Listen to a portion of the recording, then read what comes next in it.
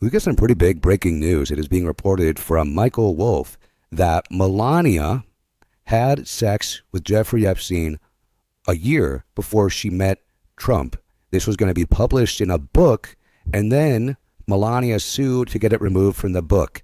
I had that coming right up. And as we know, Melania is going nuts, trying to stop people from talking about this, trying to connect her with Epstein, so much so that she's actually sued Hunter Biden for $1 billion because of what he said. And here it is. I think that his choice to not release the files was because there's not much of interest on there, or because he's compromised in some capacity by what's in the files. I don't know. I truly can only go by what other people are saying. And one of the things that I'm certain of is that what I said before is kind of the Occam's razor, which is that, you know, the simplest explanation is almost always true. And what's the simplest explanation is that of anyone in power right now, or anyone that held power, to the degree that Donald Trump is holding power now, his connections to Jeffrey Epstein are beyond a doubt that he and Epstein were very close friends for a very long period of time. They spent an enormous time together. They spent an enormous time together around young women, as in his own words. Trump's got more pictures with Epstein than I do with my own grandma. Yeah, exactly.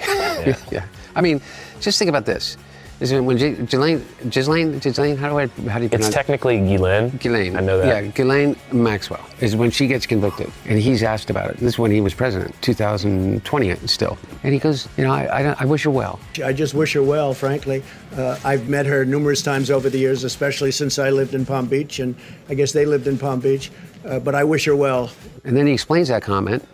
Like, she's a good person, and I wish her well. Now, she's just been convicted of sex trafficking, and, you know, dozens and dozens of teenage girls. When he's then pressed on it in an interview after that, he says, I wish her well. I wish everyone well. I don't wish anyone harm. It's like, are you out of your mind? Yeah. He can't wish anyone well on Christmas morning without sending out a tweet or Truth Social or whatever it is, you know, blaming the leftist, you know, socialist, communist Democrats and Joe Biden and blah, blah, blah, blah, blah. I mean, literally, on Easter Sunday, he doesn't wish anybody well. There's never been a time in which he's ever, in my estimation, wished anyone well, let alone a convicted sex trafficker. Yeah. And so, what's going on there? Okay, well, they knew each other well. They spent an enormous time together. According to his biographer, is that Jeffrey Epstein introduced Melania. That's how Melania and the First Lady and the President met. Really? Yeah. Epstein made the intro. Yeah, according to Michael Wolff. Yeah. And so I only can go by what people are saying, and I don't know. Is the thing that is like I'm loath to do is like but feed into another goddamn conspiracy theory. It's just so destructive to the entirety of the cultural fabric. It's like, I think it's an important story, but I think it's an important story because of the victims. Yeah, I think it's an important story because it's a story that Donald Trump and apparently Melania Trump do not want us talking about. And so, as I said, there is now reporting that this book that was going to be published or is being published had some interesting details about Melania and Epstein, but they were taken out. And here's more on that. A new book was published yesterday in the US and UK entitled The Rise and Fall of the House of York. It's by a British journalist by the name of Andrew Loney. And it's about the pathetic life of Prince Andrew, but it is also about his connection to Donald Trump, Jeffrey Epstein, and Melania Trump.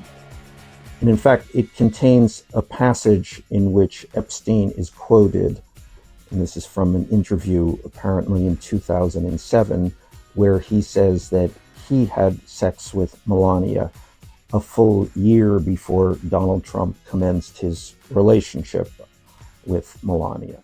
Shall we rewind that one more time? Because I don't know about you, I did not hear this anywhere. I haven't heard this anywhere. Maybe I missed it, but this went unnoticed by certainly the corporate media. Let us hear that one more time. In 2007, where he says that he had sex with Melania a full year before Donald Trump commenced his relationship with Melania. Yes. So Michael Wolff's going to get into this But this book publisher, this reporter, would not write this if they did not have evidence of him saying it, okay? Now, Michael Wolff's going to go into more details about how that's not in the book, and we'll talk about it afterwards. But I just want to put a pin on that they would not be saying that if they did not have evidence of it, okay? Now, the hardcover copy of the book was widely available yesterday, and it contains that passage. But the ebook and the audio book, which were also released yesterday, do not contain that passage. So what happened here is that between the printing and the distribution of the book and its release is that Melania Trump started to send threatening legal letters to anyone who might connect her directly to Jeffrey Epstein. So the publishers, and this is hard to figure out exactly what they believe they have accomplished here, but clearly they published the book and clearly had it vetted by lawyers and decided it was legally sound. But then, in the face of Melania Trump's threats, they ran and hide. I mean, it's kind of ostrich-like to think that they could put the book out and that the printed book can contain one thing and the other versions another, but that's not the point. The point is just panic. So we're at this moment in time when this information about Epstein and Trump and the Trumps is coming out, and yet at the same time the White House is doing everything to stop it from coming out. And this is certainly an example in which they are succeeding. Yeah, so this is why it's so important to follow independent media, because we're not going to let up on this stuff. We're going to talk about it. We're going to share it. Certainly, we're not going to get scared if a Trump comes knocking at our door with a lawyer, an overpriced lawyer. And that's also what Hunter Biden did, too, because he was threatened with a lawsuit.